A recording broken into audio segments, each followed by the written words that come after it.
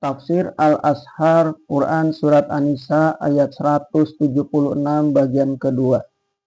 Dalam ilmu faraid, kalalah ini menarik hati kita perbahasan. Ulama mengurai dan mengijtihad pemecahan dari ayat-ayat faraid itu. Ulama bermacam pendapat tentang anak di sini. Sebab dikatakan tidak meninggalkan anak. Apakah termasuk juga anak perempuan atau anak laki-laki saja? Yang menjadi sebab pertikaian pendapat ialah karena saudara perempuan sama sekali tidak mendapat pusaka kalau ada anak laki-laki. Tetapi kalau ada anak perempuan, saudara perempuan mendapat. Ulama yang berkata bahwa perkataan anak itu meliputi anak laki-laki dan anak perempuan, tidak melihat jalan bahwa saudara perempuan menjadi pembagian beserta dengan adanya anak perempuan akan jadi penghalang dari syarat tidak adanya anak perempuan. Karena dia telah mati mendapat pembagian separuh. Karena kemestian separuh untuk dia itu disyaratkan dengan tidak adanya anak perempuan. Karena kalau anak perempuan ada, maka dialah as-sobah yang mewarisi segala yang sisa dari segala pembagian yang diterima oleh yang berhak menerima. Tetapi kalau tidak ada waris yang lain, melainkan seorang anak perempuan dari seorang saudara perempuan, maka yang separuh untuk anak perempuan pembagian yang sudah tentu. Adapun yang selebihnya, tegasnya yang separuh lagi untuk saudara perempuan sebagai asobah, bukan sebagai ketentuan. Karena kalau beserta anak perempuan ada pula istri, si istri mendapat ketentuan 1/8, maka yang selebihnya adalah untuk saudara perempuan yang sudah kurang dari separuh. Dan kalau dia mendapat ketentuan separuh, dan ada pula seorang anak perempuan dan ada pula istri, maka masalah menjadi diaulkan dan kekurangan pembagian dihubungkanlah kepada yang berhak menerima, sehingga yang didapat oleh seorang saudara perempuan tidak kurang dari yang diterima oleh seorang anak perempuan. Lantaran itu dapatlah disimpulkan bahwasanya kata ayat tidak meninggalkan anak meliputi anak laki-laki dan anak perempuan sekali. Dan dialah yaitu si saudara laki-laki yang mewarisinya, yaitu mewarisi saudara perempuan itu jika ditakdirkan saudara perempuan itu yang mati terlebih dahulu.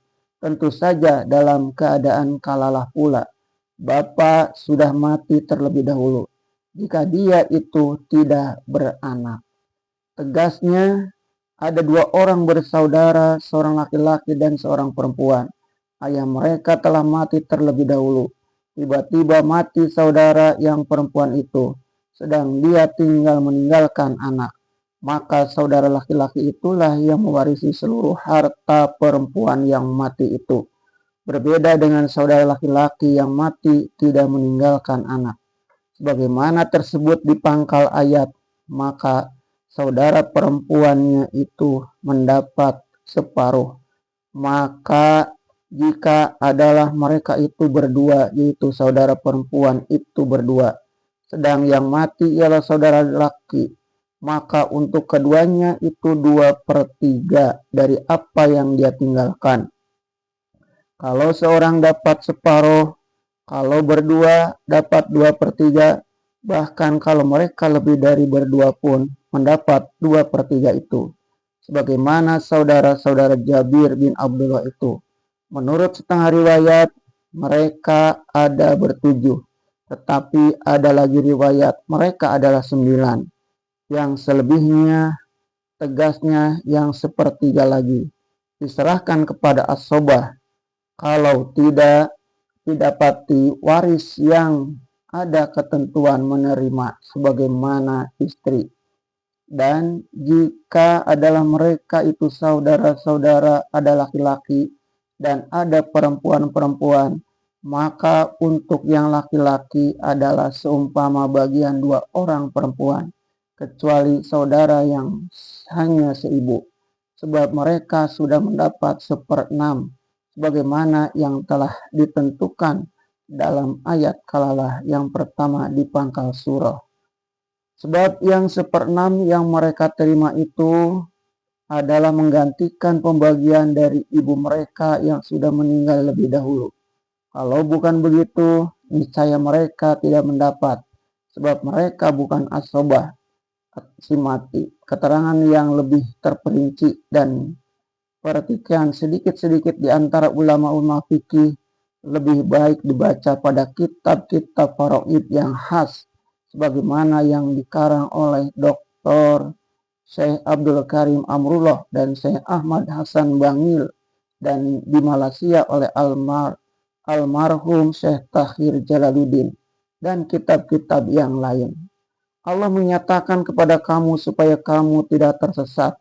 Maka segala pernyataan yang diberikan Allah berkenaan dengan hukum-hukum, terutama hukum faraid yang tersebut ini, ialah supaya kita jangan tersesat, dan khusus dalam faraid supaya jangan teraniaya orang yang telah ditentukan mesti mendapat pembagian. Apatah lagi keterangan pada ayat kalala di awal surah, sedangkan yang di awal surah itu barulah lebih jelas bagi kita bahwa saudara yang menjadi waris di situ yang dimaksud ialah saudara yang seibu saja.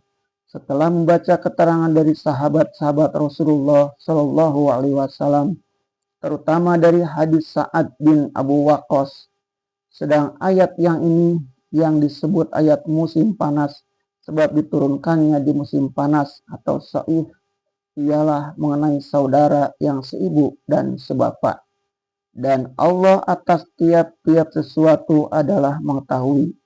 Maka segala peraturan yang telah disampaikan Allah kepada kita itu, ataupun ketentuan-ketentuan hukum, ada semuanya itu timbul dari pengetahuan Allah yang maha luas, yang berguna untuk keselamatan kita, memelihara hubungan keluarga satu sama lain, dan hubungan yang mati dengan yang hidup, sehingga harta benda jangan sampai menjadi pangkal bala dan fitnah.